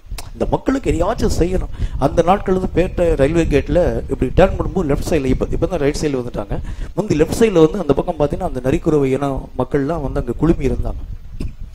அந்த பகுதியில் அப்படி டர்ன் பண்ணி போகும்போது அவருடைய சத்தம் எல்லாம் அப்படி மாற்றப்பட்டு அவருடைய குரல்லே அப்படி மாறி போயிடுச்சு. அப்படி ஒரு அழுகை நிறைந்த ஒரு சத்தம் மாதிரி பேசுறாரு. என்ன தெரியல, இந்த ஜனங்களை பார்க்கும்போது ஏதாச்சும் செய்யணும், இவங்களுக்கு எதையாச்சும் ஆண்டவரை பற்றி நான் பேச வேண்டும் என்கிற ஒரு விருப்பம் வாஞ்சி. உடனே நான் அவரை பார்த்து சொன்னேன், என்றாலும் கூட என் கூட இருக்கக்கூடிய நிறைய நண்பர்கள் சொல்றாங்க, நல்ல ஒரு பாஸ்டருக்காக நீ கடந்து போப்பா, நல்ல ஒரு உபதேசியராய் கடந்து போ, இது உனக்கு வந்து மாதாந்திரம் உனக்கு நல்ல சம்பளம் வரும், இல்லாட்டி ஒரு IMSல நீ கடந்து போயிரு, இல்லாட்டி ஒரு அதாவது இந்த சில்ட்ரன்ஸ் மினிஸ்ட்ரியில் இருந்து கடந்து போயிரு, உனக்கு ஏதாச்சும் உனக்கு உதவித்தொகை ஊழியர்களுக்கு உரிய தொகையெல்லாம் வரும். இந்த மாதிரி நீ வந்து தனியாக ஊழியத்துக்கு போனால் முடியாது. ஆனால் எனக்கு என்னன்னு தெரியல பிரதர், இதை பார்க்கும்போது எனக்கு கஷ்டமா இருக்கிறதுன்னு சொன்னேன். நான் அவருக்கு சொன்ன ஒரே ஒரு ஆலோசனை, உங்களுக்கு என்ன காரியத்தை கர்த்தர் ஏவுகிறாரோ அவற்றின்படி கடந்து போங்க. மற்றபடி எல்லா விதமான காரியத்தை செய்யக்கூடிய ஒரு நிலையாய் அல்ல. உனக்கு எதை கர்த்தர் ஏவுகிறார்? நிறைய பேருடைய வாழ்க்கையிலே சினிமா ஆக்டர்ஸை பார்க்கக்கூடிய நேரத்தில் அழுகையும் கம்பலையும் வருகிறத பார்க்க முடியும், கண்ணீர் வருகிறத பார்க்க முடியும். சில பேர் அநேக விவசாய மக்களை பார்க்கும்போது நம்ம அறியாத மனம் உருக்கம் வருகிறத பார்க்க முடியும். மீன் பிடிக்கக்கூடிய மக்களை பார்க்கும்போது நம்ம அறியாத ஒரு இலக்கம் வருகிறத பார்க்க முடியும். என்னென்ன பாரத்தை கர்த்தர் கொடுக்குறாரோ அதுல உன்னுடைய முழு தன்மையை நீ பயன்படுத்து. அதான் கர்த்தர் நமக்கு சொல்றாரு. எல்லாரும் என்னுடைய கருத்தை நீங்க மையப்படுத்தி நீங்க ஊழியம் பாருங்க அப்படிலாம் சொல்லக்கூடாது, அது செய்யக்கூடாது. நான் இருக்கக்கூடிய ஊழியத்துல இதுலயே நீங்க வந்து இணைஞ்சு ஊழியம் பாருங்க, இதே மாதிரி நீங்க வந்து செய்யுங்க, நீங்க இந்த ஊழியம் பாருங்க, நீங்க அதை பாருங்க, அப்படிலாம் இல்லை. உனக்கு என்ன காரியத்தை கர்த்தர் ஏவுகிறாரோ, என்ன பேசுறாரோ அப்படின்னா என்ன அர்த்தம்? கர்த்தரை பேச அனுமதி, கர்த்தரை பேச விடு, உங்கள்கிட்ட பேச சொல்லு. ஆண்டவரே என்கிட்ட சொல்லுங்க, நான் உங்களுக்காகத்தான் வந்திருக்கிறேன். நீங்களாம் யாருக்காக வந்திருக்கீங்க? எனக்காக வந்திருக்கீங்களா, கர்த்தருக்காக வந்திருக்கீங்களா? கர்த்தருக்காக தானே வந்திருக்கிறோம். அப்ப கர்த்தருக்காக வந்திருக்கக்கூடிய நாங்க யாரோ ஒரு மனுஷனுடைய வார்த்தை நான் ஏன் கேட்கணும்? நீங்க எனக்கு பேசுங்க, நீங்க எனக்கு சொல்லுங்க, நான் என்ன செய்யணும், நான் எங்க போகணும், எதை நோக்கி நான் ஓட வேண்டும், எனக்கு சொல்லும் என்று சொல்லி என்றைக்கு நீங்கள் கர்த்தராகிய தேவனை வருந்தி உள்ள கூப்பிடுறீங்களோ அப்பதான் தேவன் தம்மை வெளிப்படுத்தி உனக்கு என்ன காரியத்தை என்கிறதை பற்றி கர்த்தர் பேசுவார். அப்ப வேதம் சொல்லக்கூடிய இந்த காரியத்துல இந்த விக்கிரகம் எதை நம்முடைய வாழ்க்கையில மறைச்சு வச்சிருக்குன்னு பாருங்க. சபையை பெருக்குகிறது. ஊழியக்காரனுடைய மனசு அந்த விக்கிரகம் மறைச்சு வச்சிருக்கு. சபையில் இருக்கக்கூடிய ஒரு ஆளை கூட வெளியே விடக்கூடாது. இப்ப நான் வந்து என்ன சொல்றேன் அப்படின்னா, என் சபையில வரக்கூடிய நீங்க யாருமே வேற எந்த ஊழியத்துக்கு நீங்க போகக்கூடாது, எந்த மீட்டிங்கும் போகக்கூடாது. மோகன்ஸ்லாஸ் மீட்டிங்கா போகாதீங்க, பால்தினகரன் மீட்டிங்கா போகாதீங்க, வென்சல் மீட்டிங்கா போகாதீங்க, அப்புறம் ஜான் ஜெபராஜ் மீட்டிங்கா போகாதீங்க, அப்புறம் எந்த ஊழியம். இப்ப அப்படின்னா என்ன அர்த்தம் அப்படின்னா வந்து என்னுடைய கண்ட்ரோலுக்குள்ள நான் வைக்கணும்னு நினைக்கிறேன். ஆனால் நான் உங்களுக்கு ஒரு காரியத்தை சொல்லுகின்றேன், யாருடைய கண்ட்ரோல் நீங்க போகக்கூடாது, இயேசுதான் உங்களை கண்ட்ரோல் பண்ணணும். கர்த்தர் உங்களுக்கு என்ன காரியத்தை சொல்லுகின்றார், எதை உங்களுக்கு வெளிப்படுத்துகிறார், அதுல போங்க. கர்த்தராகி மற்ற மனுஷன் திணிக்கக்கூடிய எந்த திணிப்புக்குள்ளே உள்ள போயிடக்கூடாது. ஏனென்றால் நியாய தீர்ப்பின் நாள்ல நீங்க போய் கணக்கு சொல்ல வேண்டியது அந்த மனுஷன் திணிச்சக்கூடிய அந்த மனுஷனை போய் சொல்ல போறது இல்லை, கர்த்தர்கிட்ட போய் நம்ம நிக்க போறோம். அவனுக்கு ஆண்டவராகிய தேவனுடைய நாமத்தினால நீங்க போய் நிற்கக்கூடிய நேரத்துல கர்த்தர் உங்களை பார்த்து கேட்பார், நீ எனக்காக என்ன செஞ்ச? ஆண்டவரே உங்களுக்காக போய் அங்க போய் ஊழியம் பார்த்தேன். இந்த ஊழியக்காரருக்கு வந்து அப்படியே வந்து பிரசங்கம் பண்ணக்கூடிய நேரத்தில் ரொம்ப தண்ணித்தாங்க எடுத்துச்சு. போய் அப்பப்போ போய் சர்பத் வாங்கி கொடுத்து, ஆண்டவரே எவ்வளவு பெரிய ஒரு ஊழியத்தை செஞ்சேன். கர்த்தர் சொல்றா, நீ அங்க போய் நில்லு, என்னுடைய ராஜ்யத்துக்குள்ள வர்றதுக்கு உனக்கு தகுதி என்ன? ஆண்டவரே நான் கர்த்தருடைய ஊழியத்தை தான் செஞ்சேன், ஒரு கலசம் தண்ணீர் கொடுத்தாலே அதனுடைய பலன் தருவேன்னு சொல்றீங்களே, அவனுக்கு பாட்டிலா சர்பத் வாங்கி கொடுத்தனே, எனக்கு ஒரு பலனும் கிடையாது. கர்த்தர் சொல்வார், அதுக்குரிய பலனை இந்த பூமியிலே உனக்கு கொடுத்து முடிச்சிடுவார். அது எல்லாம் மறு உலகத்துக்கு வராது. கர்த்தர் சொல்லக்கூடிய அந்த வார்த்தையை நீங்க ஆழமா ஆராய்ஞ்சு பார்த்தீங்கன்னா இந்த பூமியிலேயே அதனுடைய பலன் உங்களுக்கு கொடுத்து தீர்க்கப்பட்டு விடும். மறு உலகத்துக்கு வருகிறதெல்லாம் நீங்களும் கர்த்தரும் எப்படி இருக்கிறீங்க அதுதான் மறு உலகத்துக்கு கடந்து வர ஆரம்பிக்கும். இந்த உலகத்தில் நீங்க என்ன காரியத்தை யாருக்காச்சும் ஊழியக்காரனுக்கு செஞ்சிட்டீங்கன்னா இந்த உலகத்திலேயே அதனுடைய பலனை கர்த்தர் கொடுத்து முடிச்சுடுவார், கணக்கு முடிச்சுடுவார். அங்க போய் அதுக்குரிய காரியத்தில் வந்து கேட்க முடியாது. ஆகவே வேதம் சொல்லக்கூடிய நல்ல ஒரு வார்த்தையின் படியே அவர் என்ன சொல்லுகின்றார், உனக்கு எனக்கு என்ன கம்யூனிகேஷன் வச்சிருக்கிற, நீ யாரை கொண்டு என்னோடு கூட பேச வேண்டும் என்று நினைக்கிற. இப்ப ஒரு ஊழியக்காரனின் மூலமாகத்தான் நீ வந்து என் கூட பேச வேண்டும் என்று விரும்பினா உன் சத்தம் எனக்கு வேண்டாம்ப்பா. ஒரு தீர்க்கதரிசியின் மூலமா தான் நீ என் கூட பேசணும்னு நினைச்சா நான் உன்னுடைய வார்த்தை நான் கேட்கணும்னு ஆசைப்படணும். பேசாம அவனே என்கிட்ட பேசிட்டு போட்டு நீ ஏன் என்கிட்ட வந்து பேச வர்றீங்களா? கர்த்தர் சொல்லுவார், அப்ப நீங்க ஜெபம் பண்ணக்கூடிய ஜெபத்தை கர்த்தர் கேட்க மாட்டார். இப்படி தானே? யோசிச்சு பாருங்களேன், நீங்க ஜெபம் பண்ணக்கூடிய ஜெபம் எப்ப கேட்கப்படும்? உனக்கும் கர்த்தருக்கும் கம்யூனிகேஷன் இருந்தா தான் கர்த்தர் ஒரு ஜெபத்தை கேட்பாரு. நீங்க எந்த ஒரு காரியமா இருந்தாலும் கர்த்தரை தேடாம எந்த ஒரு விஷயமா இருந்தாலும் ஊழியக்காரனை தேடி போறீங்கன்னு வச்சுங்க, ஐயா எனக்காக போய் பரிந்து பேசுங்கய்யா, ஐயா எனக்காக போய் திறப்புல போய் இல்லைங்கய்யா, எனக்காக போய் நீங்க கர்த்தருடைய சமூகத்தில் போய் ஜெபம் பண்ணி எனக்கு ஆசீர்வாதத்தை வாங்கி கொடுங்கய்யா, இப்படி ஊழியக்காரின் வழியாய் நீங்கள் பேசுகிறது உண்டானால் இந்த கர்த்தர் ஏன் உங்களோட கூட பேச வேண்டும்? யோசிச்சு பாருங்க. உங்கள்கிட்ட ஏன் பேசணும் அவரு? நீங்க தான் அவருக்கு பக்கத்தில் வந்து உட்காரவே மாட்டேங்கிறீங்களே. விக்கிரகம் சொல்லுகிறது நிறைய, அதாவது சைடு லைன்ஸை இந்த விக்கிரகம் நம்முடைய வாழ்க்கையில கிரியேட் பண்ணுகிறது. நமக்கெல்லாம் அந்த மாதிரிலாம் பேச முடியாதுங்க. அதுக்கு இன்னும் ஒரு ஆள் வேலை வெட்டி இல்லாமல் உட்காந்துருக்கான் ஒருத்தன், அவன்கிட்ட போய் ஒரு டெலிஃபோனில் போய் ஒரு வார்த்தையை நம்ம சொல்லிட்டோம், அவன்கிட்ட உட்காந்து ஃபாஸ்டிங் இருந்து ஜெபம் பண்ணுவான் நமக்காக, நம்ம வேலையை பார்த்துட்டு போகும்னு சொல்லி இந்த விக்கிரகம் நீயும் கர்த்தரும் இணைக்கப்பட முடியாமல் ஒரு சைடு ட்ராக்கை உருவாக்குது. அதில் தான் நீங்கள் ரொம்ப கேர்ஃபுல்லாக இருக்கணும். இந்த சைடு ட்ராக்கை முதல்ல மாற்றிட்டு உங்களுக்கும் கர்த்தருக்கு நேரடியான தொடர்பை உருவாக்குங்கள். ஒரு சபையினுடைய வேலை என்ன அப்படின்னா, நீங்களும் கர்த்தரும் நேர் கூட்டில் இணைக்கப்படுகிறது தான் சபையினுடைய வேலை. அப்படி தான் இணைக்கணும். அதில் போய் இந்த சபையில் இருக்கக்கூடிய போதகர்கள் நடுவில் போய் அவங்க நினைக்கிறாங்க, நான் என் மூலமாகத்தான் நீ இயேசுவோடு கூட பேச முடியும். அதுக்கு நாங்கள் என்ன செய்ய வேண்டும் ஐயா? உங்க சபையில் வரக்கூடிய நேரத்தில் இயேசுவோடு கூட நாங்கள் பேச வேண்டும் என்று நினைக்கின்றோம். அப்படி என்றால் இயேசுவோடு பேசுகிறதுக்கு முன்பதாக இந்த காணிக்கை பெட்டியில் ஒரு 2000 ரூபாய் போடு, அப்பதான் உனக்கு இயேசுக்கு நான் வந்து கம்யூனிகேஷன் பண்ணி வைப்பேன். கர்த்தர் சொல்லக்கூடிய வார்த்தை அது அல்ல. நீ 2000 ரூபாய் போட்டா கூட கர்த்தர் பேச மாட்டார். உடனே அவன் தான் சொல்லுவான், கர்த்தர் என்கிட்ட இது இப்படி சொல்லுவாங்க, அவனை தான் சொல்லுவானே தவிர கர்த்தர் அங்க பேச மாட்டார். கர்த்தர் பேச வேண்டும் என்றால் எந்த மனுஷிகமும் எந்த காரியமும் உனக்கும் அவருக்கு இடையில வரவே கூடாது. நேரடியாய் பேசு, நேரடியாய் சொல்லு. நான் உங்களுக்கு என்ன சொல்லுகிறேன், கர்த்தரை முழுசுமாய் பேச விடு. நிறைய காரியங்களை கர்த்தர் சொல்லுவார். நிறைய காரியங்கள், என்னுடைய மாம்ச கலப்புகள் நிறைய இருக்கும். நிறைய விஷயங்களை நான் சொல்லியிருப்பேன், நிறைய உதாரணங்களை சொல்லியிருப்பேன். இதெல்லாம் கழிச்சிட்டு பார்த்தா கர்த்தருடைய வார்த்தை கொஞ்சமா தான் இருக்கும். ஆனால் கர்த்தர் என்ன சொல்லுகின்றார், இப்படி ஒரு மனுஷன் மூலமா பேசினா நிறைய சொந்த கருத்துக்கள்லாம் பேசுவாப்பா. திடீர்னு அவன் வந்து பேசிட்டு இருக்கும்போது பாரு என்னத்தை பேசினா பாத்தியா, ஒரு ஊழியக்காரனுக்கு சர்பத் வாங்கி கொடுக்குற பத்தி பேசினா பாத்தியா, கர்த்தர் சொல்லுவார் பாரு, நான் பேசியிருப்பேன் அப்படி பேசியிருப்பேனா, தேவையில்லாத கதையெல்லாம் அப்படித்தான் அவங்க வந்து பேசுவாங்க. முதல் காரியம், அவனை விட்டு விட்டு என்னோடு கூட நீ கம்யூனிகேட் பண்ண, என்னோடு கூட நீ தொடர்பு வைத்துக்கொள். நான் பேசுகிறது உண்டானால் உன்னுடைய பக்தி விருத்துக்கு ஏதுவான காரியங்களை பேசுவேன். உன்னுடைய ஆவிக்குரிய நிலைகளை பற்றி நான் பேசுவேன். ஆவிக்குரிய உணர்வுகளை பற்றி நான் பேச ஆரம்பிப்பேன். அப்ப கர்த்தர் பேச விடாத அளவிற்கு தடுக்கிறது எது அப்படின்னா, நம்மை அறியாத ஒரு சுய திருப்தியை இந்த விக்கிரகம் உருவாக்க ஆரம்பிச்சு. இன்னைக்கு இந்த ஞாயிற்றுக்கிழமைக்கு நல்ல ஒரு ஹெவியான ஒரு ஆகாரத்தை இந்த ஊழியக்காரன் மூலமாய் கர்த்தர் பேசினார். போதுங்க, இனி போய் நேரா வீட்டுக்கு போய் எடுத்து வைத்திருக்கக்கூடிய சிக்கனையோ மட்டனையோ எடுத்து சாப்பிட்டுட்டு அப்படியே மல்லாக படுத்துட்டு தூங்கினோம்னால இருக்கு. அதுதான் அந்த விக்கிரகம், அவ்வளவுதான் முடிஞ்சிருச்சு. இனி அவ்வளவுதான், எல்லாமே முடிஞ்சு போயிடுச்சு. இனி எப்பொழுது மறுபடியும் உணர்வு வரும்? அடுத்த வாரம் ஞாயிற்றுக்கிழமை மறுபடியும் இங்கே பிரசங்க நேரத்துக்கு வரும்போது அப்படியே பிரிஸ்கா உட்காந்துட்டு எல்லா காரியத்தையும் எழுது எழுது எழுது பிரசங்கம் கேட்டு முடிச்ச உடனே மறுபடியும் போய் கோழியை திருட்டு மறுபடியும் மல்லாகப்படுத்திட்டு முடிஞ்சிருச்சு. கர்த்தருடைய வேதம் சொல்லக்கூடிய நல்ல ஒரு வார்த்தை என்ன? ஆவிக்குரிய நிலையை உணருங்கள்.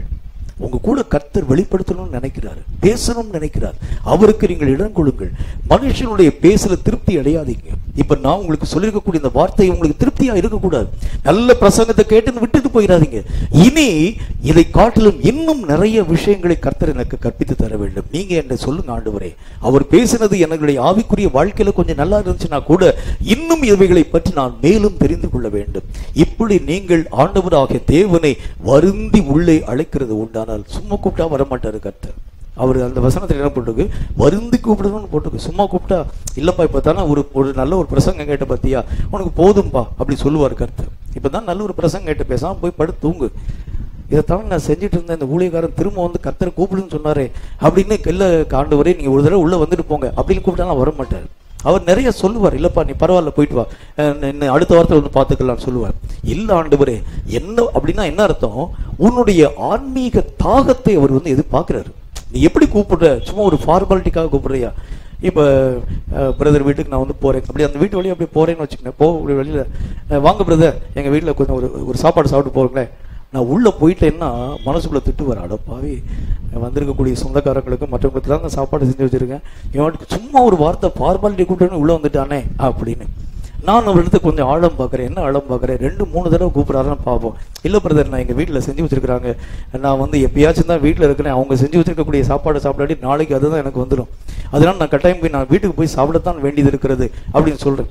அப்படியே பிரதர் போயிட்டு வாங்க பிரதர் அப்படி அனுப்பிட்டாருன்னா நான் கண்டு கொடுக்குறேன். என்ன கண்டு கொடுக்குறேன்? அவர் வந்து உணர்வு பூலமாக கூப்பிடல, சும்மா ஒரு ஃபார்மாலிட்டிக்காக கூப்பிட்டுக்கிறாரு. நல்ல வேலையை போச்சு, நம்ம தப்பிச்சோம். இல்லாட்டி மனுஷன் என்ன செஞ்சிருப்பாரு? சாப்பிடக்கூடிய நேரத்துல இருந்து முழுங்கக்கூடிய நேரம் வரைக்கும், கை கழுவக்கூடிய வேலை வரைக்கும் திட்டிகிட்டே இருந்திருப்பாரு மனசுக்குள்ள. இல்ல அப்ப இந்த ஒரு நிலை மாதிரி தான் கர்த்தர் நம்முடைய வாழ்க்கையில வந்து செக்அப் பண்ணி பார்க்கிறாரு. நீ உண்மையிலேயே கூப்பிடுறியா, ஃபார்மாலிட்டிக்காக கூப்பிடுறியா? அது இந்த கூப்பிடக்கூடிய விஷயத்துல நிறைய வழிகள் உண்டு. இப்ப நான் சொல்லி கொடுத்துட்டேன் உங்களுக்கு, இதுக்காக போய் கூப்பிடுவாங்க. இந்த பிரதர் சொல்லிட்டாங்க, இல்லாட்டி அடுத்த வாரம் வந்து கேட்பாங்க, கூப்பிடல கேட்பாங்க ஆண்டவரே அதனால கூப்பிடுறேன், இப்படி கூப்பிட்டாலும் வர மாட்டாரு கர்த்தர். அப்புறம் சும்மா நீங்க வந்துட்டீங்க, மத்தியானம் வெயிலா இருக்க ஆண்டவரே கொஞ்ச நேரம் வந்து உள்ள வந்து இருந்துட்டு போங்க, இப்படி கூப்பிடாலும் வர மாட்டேன். நீ மனப்பூர்வமாய் கர்த்தரை வருந்தி கூப்பிட ஆரம்பிச்சாதான் இந்த கர்த்தர் தன்னுடைய விருப்பத்தை எப்படி வெளிப்படுத்துகிறார், எப்படி தெரிஞ்சுக்கிறாருன்னா, அவன் கூப்பிடுகிறவன் எப்படி கூப்பிடுறான் என்னைய, சும்மா ஒரு ஃபார்மாலிட்டியான ஒரு வார்த்தையை கூப்பிடுறானா, உண்மையிலேயே வருந்தி கூப்பிடுகிறானா, அவங்க எல்லாருமே வந்து பாக்குறாங்க அதுக்காக கூப்பிடுறானா, எல்லாரும் பார்க்கணும்னு சொல்றாங்க. எங்க சபைக்கு வந்தாலே எல்லாரும் கர்த்தரை தரிசிக்கணும், கர்த்தரை பார்க்கணும், கர்த்தரோட பேசணும், நீங்களே தொடர்பு வச்சுக்கணும்னு சொல்லி கூப்பிடுறாங்க. அதனால வந்து கர்த்தாவே அவங்க வந்து திட்டுவாங்க ஆண்டவரே, அதுக்காக எங்க வீட்டுக்கு வந்து ஒரு தடவை வந்துட்டாச்சும் தயவு செஞ்சு போயிருங்க, அப்பதான் வந்து அடுத்த வாரத்தில் வந்து சாட்சி சொல்ல என்னால முடியும், நான் கூப்பிட்டேன் வந்துட்டாரு, ஏசப்பா வந்துட்டாருன்னு சொல்ல முடியும் அப்படின்னு கூப்பிட்டாலும் கர்த்தர் வர மாட்டார். நீங்கள் அவரை வருந்தி அழைக்கணும். வாங்க ஆண்டவரே, வாங்கண்டவரே, நீங்கள் கர்த்தரை வருந்தி அழைக்க வேண்டும் என்று கர்த்தர் எதிர்பார்க்கின்றார். வாஞ்சி உள்ளவன், விருப்பம் உள்ளவன், தாகம் உள்ளவனின் மேல் ஆண்டவராகிய தேவன் ஆறுகளை ஊற்றுகின்றார், மழையை பெய்ய பண்ணுகின்றார். அப்பதான் தாகம் உள்ளவனுக்கு தான் கர்த்தர் தருகின்றார், தாகம் இல்லாத எவனுக்கும் கர்த்தர் கொடுக்கிறது இல்லை. ஆகவேதான் கர்த்தருடைய வேதம் சொல்லக்கூடிய வார்த்தையின்படி இந்த விக்கிரகம் என்ன செய்ய ஆரம்பிக்கிறது அப்படின்னா, கர்த்தரை தேட விடாமல், மேன்மையான பலியை செலுத்த விடாமல், சும்மா ஒரு கடனுக்காக ஏதாச்சும் ஒரு காரியத்தை செய்யக்கூடிய ஒரு நிலையை உருவாக்குகிறேன். ஒரே ஒரு வார்த்தை நான் சொல்லி முடிச்சிடறேன். பிலிப்பியருக்கு எழுதப்பட்ட நிருபம் 3வது அதிகாரம் 8வது வசனத்தை வாசிக்க கேளுங்கள். பிலிப்பியர் 3வது அதிகாரம் 8வது வசனம் என்ன வார்த்தை நமக்கு சொல்கிறது பாருங்கள். பிலிப்பியர் 3வது அதிகாரம் 8வது வசனத்திலே மற்றும் ஒரு பலியை பற்றி, மேன்மையான பலியை பற்றி கர்த்தருடைய வேதம் நல்ல ஒரு வாக்கியம் ஒன்று இவ்விதமாய் நமக்கு கற்பித்து தருகிறது. வாசிக்க கேளுங்கள். அது மாத்திரமல்ல என் கர்த்தராகிய கிறிஸ்து இயேசுவை அறிகிற அறிவின் மேன்மைக்காக எல்லாவற்றையும் நஷ்டம் என்று எண்ணிக்கொண்டிருக்கிறேன். எல்லாவற்றையும் நான் நஷ்டம் என்று எண்ணிக்கொண்டிருக்கிறேன். அவர் என்ன சொல்றாரு? கிறிஸ்துவை அறியக்கூடிய அறிவின் மேன்மை. எது மேன்மை என்கிறதை அவர் கற்றுக்கொண்டார்.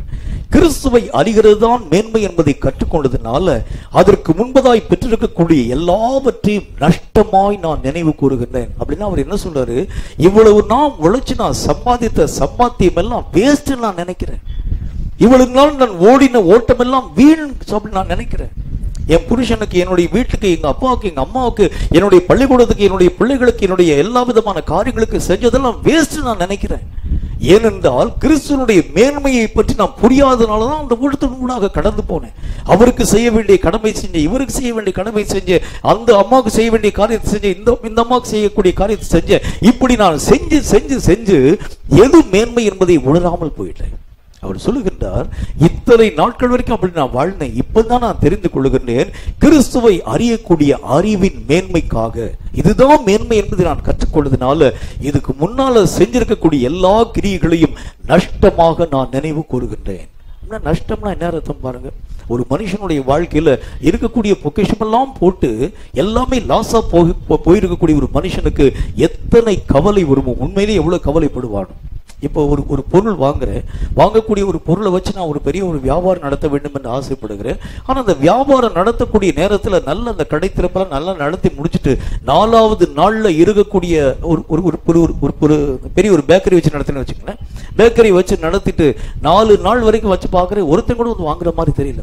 கடைசியில் எங்க வீட்டுல இருக்கக்கூடியவங்களுக்கு, சொந்தக்காரங்களுக்கு எல்லாத்துக்கும் வந்து அந்த எல்லாத்தையும் பேக்கரி பொருள் எல்லாம் கொடுத்துட்டு அந்த கடையை மூடிட்டு போயிட்டுன்னு வச்சுக்கோங்க. அது அந்த நஷ்டம் எனக்கு எவ்வளவு பெரிய ஒரு இழப்பை தர ஆரம்பிக்கும். இந்த மாதிரி இழப்பை அவர் உணர்ந்து பேசுறாரு. எப்படி பேசுறாரு? இவ்வளவு நாள் உழைத்தது எல்லாம் நஷ்டம் என்கிறது நான் உணர்றேன் ஆண்டவரே. இப்பதான் கிறிஸ்துவை அறியக்கூடிய அறிவுதான் மேன்மை என்பதை நான் கண்டுகொண்டேன். அப்ப நம்முடைய வாழ்க்கையில எது மேன்மை என்கிறதை நாம் நம்முடைய வாழ்க்கையிலே தெரிந்து கொள்ள வேண்டும். எது மேன்மை அப்படின்னா, மேன்மை எது என்கிறதை கண்டு கொள்கிறது உண்டானால் ஆவிக்குரிய நிலைகளை ஆராய்கிறதுக்கு ஒரு நாள் கூட நீங்க விடுப்பே போட மாட்டீங்க, லீவே போட மாட்டீங்க. எப்போ நம்ம வந்து லீவு போடுவோம்? இப்போ உதாரணத்துக்கு வச்சுக்கோங்களேன், இப்போ வந்து நான் பார்க்கக்கூடிய வேலை எனக்கு பிடிக்கலன்னு வச்சுக்கோங்க, எனக்கு வேற இடத்துல மாறுதல் வர வேண்டும் என்று சொன்னால் ஒரு பெரிய ஒரு லாங் லீவ் போடுவோம். போய் எனக்கு வந்து இப்போ நான் போய் ஒரு ஆஃபீஸில் போய் வேலை பார்க்கக்கூடிய ஒரு மனுஷன், எனக்கு இந்த ஊரில் வேலை பார்க்க பிடிக்கல, எங்கள் சொந்த ஊராக ராமநாதபுரத்துக்கு எனக்கு ட்ரான்ஸ்ஃபர் பண்ணித்தாங்க. உடனே நான் வந்து லீவ் போடுறேன். இந்த சிஎல் இருக்குது, இஎல் இருக்குது, என்னென்ன லீவ் இருக்கோ எல்லா லீவையும் போடுகின்றேன். அப்புறம் லாங் லீவ் போட ஆரம்பிக்கிறாங்க. பார்க்குறாங்க, என்னடா இந்த நாளுக்கு வேலை செய்ய பிடிக்கிற போலயே. உடனே எங்கே அவனுக்கு ட்ரான்ஸ்ஃபர் வேண்டும் போனே தூக்கி அடிச்சுட்டாங்க, நீ அங்கே போயிருப்பா அப்படின்னு சொல்லி அனுப்பிடுறான். அது மாதிரி ஆண்டவருடைய வேத புஸ்தகத்தில் நம்ம வந்து வாசிக்கிறோம். இந்த மாதிரி ஆவிக்குரிய நிலைகள் பிடிக்கலன்னு சொல்லும் போதுதான் நீ என்ன செய்வாய்? அது உனக்கு வந்து வராது, ஏற்றுக்கொள்ள முடியாது. அங்கே வந்து இருக்கிறதுக்கு உனக்கு முடியாது. உடனே நீ வந்து என்ன செய்ய, நான் லீவ் போட்டுறேங்கன்னு சொல்லிடுவோம். மேன்மையான பலினா என்ன அர்த்தம்? கிறிஸ்துவை நீ அறிஞ்சிட்டினா, ஒரு டிராப் நீ அவருடைய காரியங்களை நீ தெரிந்து கொள்கிறது உண்டானால் உன்னால் அவரை விட்டு ஒரு கணம் கூட பிரிய முடியாது. நானே சொல்றேன், இன்னைக்கு வந்து ஞாயிற்றுக்கிழமை லீவுங்க, வர வேண்டாங்க சொன்னா கூட இல்லைங்க நீங்க வராட்டி கூட போறா, நீங்க வேணா போங்க, நாங்கள் எல்லாரும் சேர்ந்து ஆராதனை நடத்திக்கொள்வோம் அப்படிதான் பேசுவேன். ஏனென்றால் கர்த்தராகிய தேவனை விட்டு ஒரு கணமும் பிரிய உனக்கு மனது சம்மதிக்காது. இந்த மாதிரி மனது சம்மதிக்கிறது உண்டானால், சம்மதிக்கக்கூடிய சம்மதம் ஒண்ணு, ரெண்டாவது சாக்கு போக்கு சொல்லக்கூடிய விஷயம் வேற. என்னங்க, எனக்கு வந்து இவ்வளவு நாள் நல்லா தாங்க இருந்தேன், இன்னைக்கு பார்த்து எனக்கு வந்து பல்லு, இந்த கடவால் போல ரொம்ப வலிக்குதுங்க, அதனால வர முடியல. என் கடவாப்பல்ல வச்சு நீ என்ன செய்ய போறீங்க? வந்து சொல்லப்படக்கூடிய பிரசங்கத்தை தான் கேட்க போற. கடவாப்பல்ல வச்சு என்ன செய்ய போறீங்க? வந்து புரோட்டா திங்க போறோமா? கர்த்தருடைய வார்த்தையை நம்ம கேட்க போறோம். அதற்கு ஒரு சாக்கு, எனக்கு என்ன தெரியுங்க, இந்த நகைச்சுவை வந்துருச்சுங்க, பெரிய எலுமிச்சை மரத்தை குத்தி வச்சிருக்காங்க, அதனால எனக்கு வர முடியாது. இந்த சாக்கு போக்குகள் எதனால் வருகிறது என்றால் ஒரே ஒரு காரியம் தான் உண்டு. அதுக்கு என்ன காரியம்? எது மேன்மை என்பதை தெரிய முடியாமல் கண்கள் குருட்டாட்டம் பண்ணப்பட்டிருக்கு, அவ்வளவுதான், வேற ஒண்ணுமே இல்லை. இதுல வந்து சொல்றதுக்கு வேற ஒண்ணுமே இல்லை. எது மேன்மை?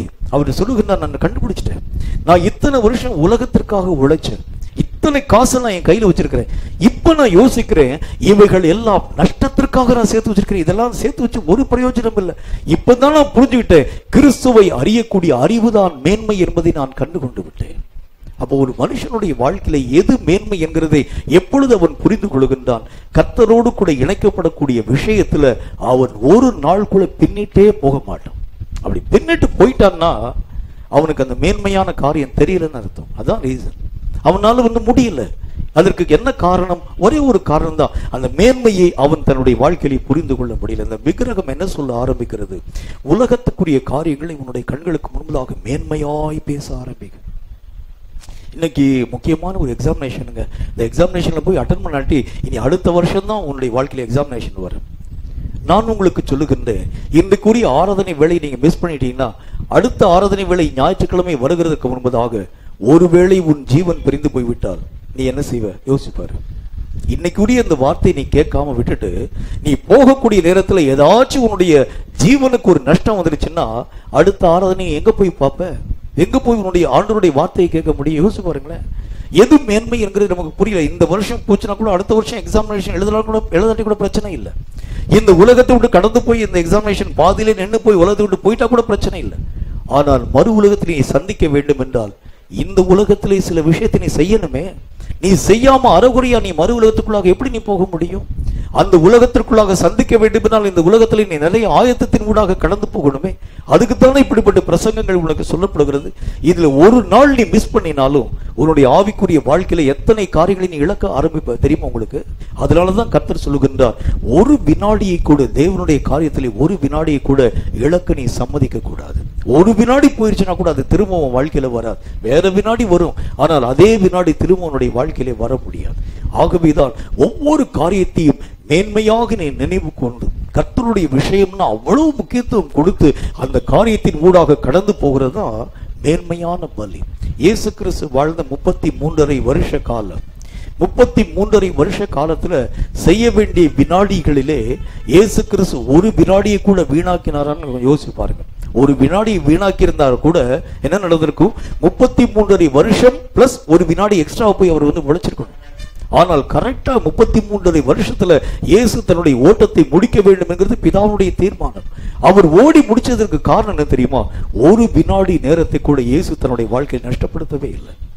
ஒரு செகண்ட் கூட அவர் வந்து வீணாக்கல.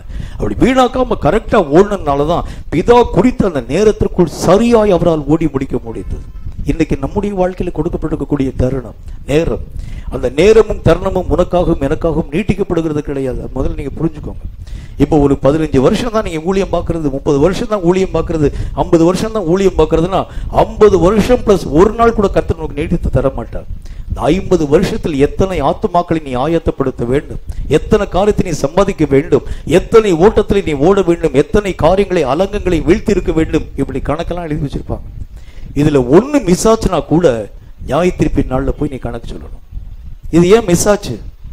கர்த்தராகிய தேவன் உன்னை பார்த்து கேட்கக்கூடிய நேரத்துல அங்க என்ன வந்து மிஸ் அடிக்கிறேன்னு சொன்னாங்க ஆண்டவரே, அதனால வந்து நான் மிஸ் பண்ணிட்டு இங்கே மிஸ் பண்ணிட்டு அங்க போயிட்டு மிஸ்ஸை போய் பார்க்க போயிட்டே ஆண்டவரே.